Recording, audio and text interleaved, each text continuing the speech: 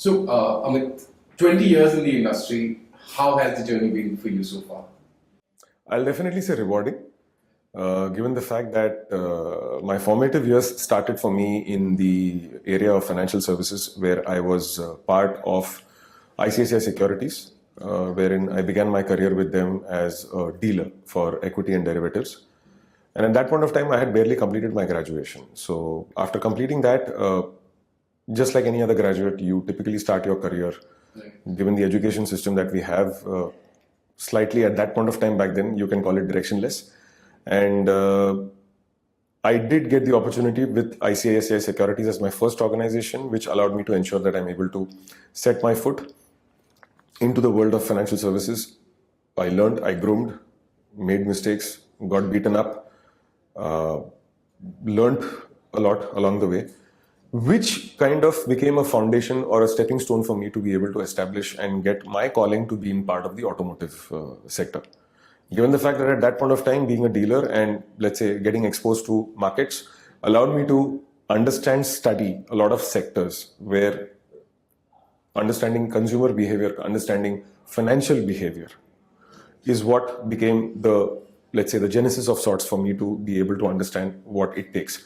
And clearly at that point of time, what was visible as a giveaway for me to ponder upon, which became the calling for me to have my career plan in further, was to be able to say that, yes, I can look to make my stint in the automotive. So post that clearly came to a point where when I started, it reached at a point where when I completed my education, I took a 2-year sabbatical, did my higher studies, went to Pune because naturally speaking, Pune is the education hub as far as, let's say, the state of Maharashtra is concerned. So obviously I cut the umbilical cord, so to say, of, let's say, getting away from the comfort of my home, decided to migrate lock, stock, barrel, decided to give away a flourishing career into the stock market to pursue full-time management studies in Pune, to enter into a domain which was, let's say, a territory which was dominated by engineers, right? And I come from a non-engineering background. So to enter into a domain which was dominated by engineers, the default conversation that you come across is that, oh, you're not an engineer. So that also is, let's say, a criteria of sorts for a lot of companies today, even today, when it comes to ensuring that they're able to filter out people, even if they may be commercially sound, commercially understanding, and be able to handle technicals translating into business. So that became a situation where I was filtered out by default by a lot of companies.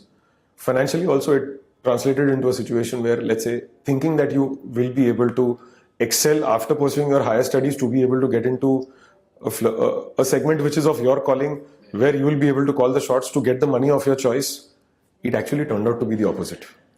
Yeah.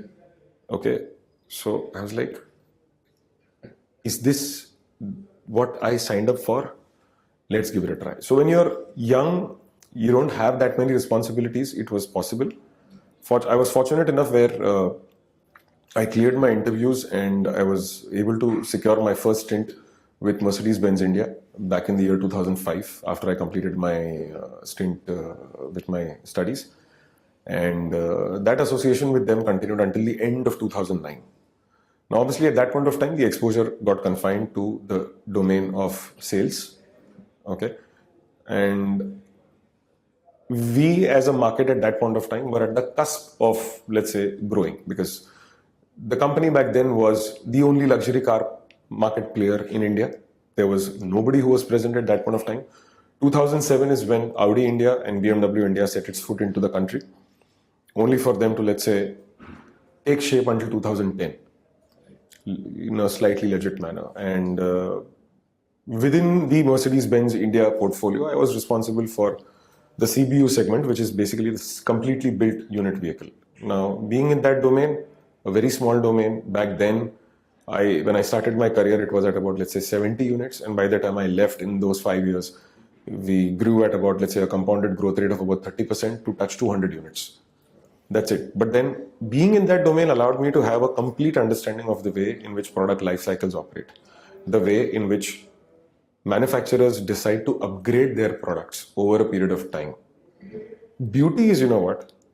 the engineers who are actually looking to design the cars which will be owned by the millionaires or the billionaires of the world, unfortunately operate from the fact that they will never be able to drive the car, they will never be able to afford one ever in their life. So getting exposed to the world of manufacturing enabled me to understand a lot of things in terms of how is it that the shop floor assembly line concept works, how production systems work, how supply chains work, what are the timelines and the regulations that basically govern the sale of cars in India. Also, the beauty of the fact that by virtue of being associated for such a micro segment, which involves such a huge extent of customization, because back then and even today, a completely built unit vehicle being called for by a customer meant that the customer will be able to customize his car as per his choice. The leather you want, the wheels you want, the music system you want, the cup you want, the interiors that you want, the wood finish that you want. So practically everything was up for customization. So it was a built to order. A customer could actually have his personal touch reflected upon that car.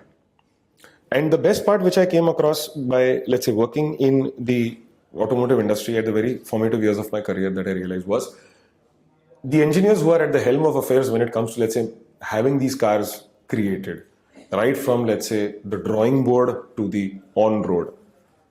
Yes, they are privy to, let's say, driving the company cars which they get as a matter of entitlement. Right. Fact of the matter is, you displace them from the company and ask them to buy the car as a customer. The reality is, he'll never be able to buy it. He'll never be able to buy it. Which became a reality for me to understand, absorb, grasp as I got exposed to that field. And obviously, the situation in India when it came to, let's say, for the same segment of cars being sold by an employee in India is completely different. But then the way you try to make it work, okay, is that I never came from a conventional car background. I came from a financial services background. Right. The only thing which I had to keep intact for myself was how is it that I approach my business? And the way to do that was very, very simple. Whatever learnings that I had gathered in my formative years of being in the financial services domain is what I was trying to replicate into the automotive domain. And fact of the matter which I realized was, which I always used to have a conversation for myself to keep myself motivated because of the numerous rejections that I encountered when I was entering into the automotive sector, that, oh, you are not an engineer, oh, you will not even be considered for this, or you will not even be allowed to appear for an interview given the fact that you're not an engineer, was the fact that for me, the bottom line was always very, very simple and clear by virtue of my exposure to the markets earlier on, was that a business is a business, right? The flesh and the physical appearance of the business will change, the bones and the structure will still remain the same. And every business exists with one fundamental reason for it to be operative at the first place. Make money, create a market, serve your customers, and generate delight as an outcome. So that as a reality is something which I knew for me to continuously deliver as an endeavor on an ongoing basis as a professional, which became the base or let's say the foundation for me to have my course of career decided upon, which helped, which worked. And post 2009, I transitioned to move back to Bombay from Pune, completing my 5-year, almost my 6-year stint with Mercedes-Benz India. Towards the end of 2009 is when I transitioned to move back to Bombay, where an opportunity came with Volkswagen Group. VW back then was setting up itself into the country, and that again became a situation of sorts where I landed up creating a career opportunity for myself where I never had to apply. And for the work that I landed up doing for myself back in Mercedes, I just got a call stating that we require your expertise, your skill sets for what you do in Mercedes to be coming into VW, given the fact that we are setting up ourselves into this country and we need somebody who is able to, let's say, translate his experience into an operational reality for us as we set our foot into the country. I said, okay. I came here, got interviewed, immediately got selected, and that allowed me to, let's say, solidify my position as an entrant into Volkswagen passenger cars, again into the marketing division back at that point of time, where, let's say, sales planning as a profile, as a position is what became open for me. The interface at that point of time essentially entailed did not have me interact with my customers, but then it essentially entailed that since VW back then was into the launch phase of itself, it was very, very critical to ensure that what cars, what specification, what model, color, variant, by when.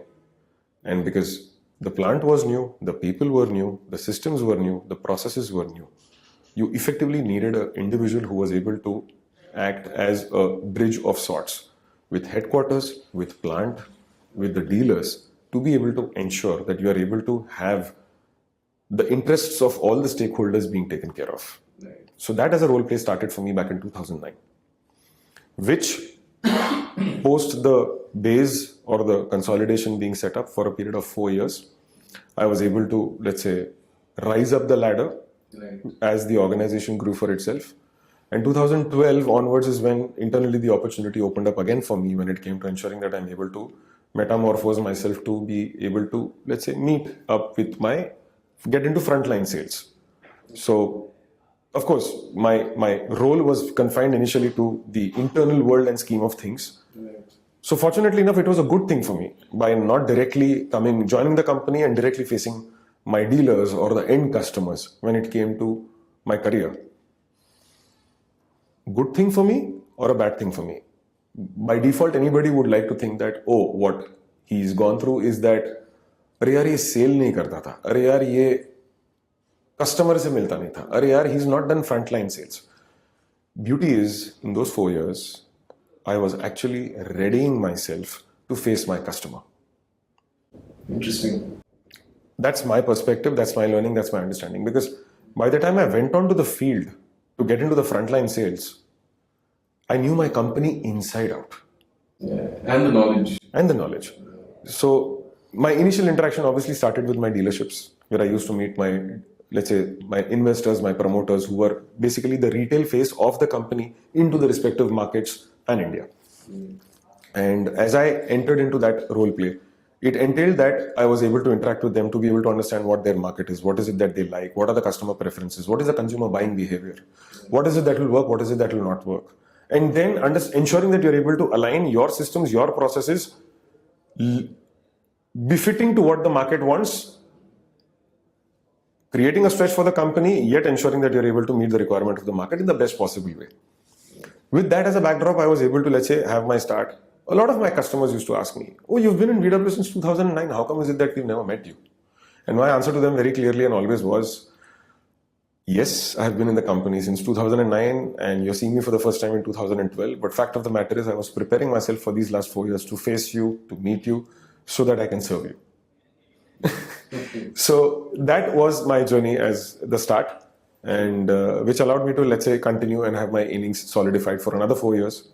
So that's when I was able to, let's say, have my role plays dawned towards frontline sales, towards fleet and institution sales, towards the pre-owned car business, and other allied verticals. With this as a backdrop, then came an opportunity internally again with the same company, same Volkswagen Group, where there was an opportunity for me to transition myself into the domain and world of financial services, which happened again in 2016, towards the end of 2016. And that further allowed me to ensure that I was able to have an extended innings as a head of sales, taking care of 2 brands within the Volkswagen Group, which is Volkswagen and Skoda. Right.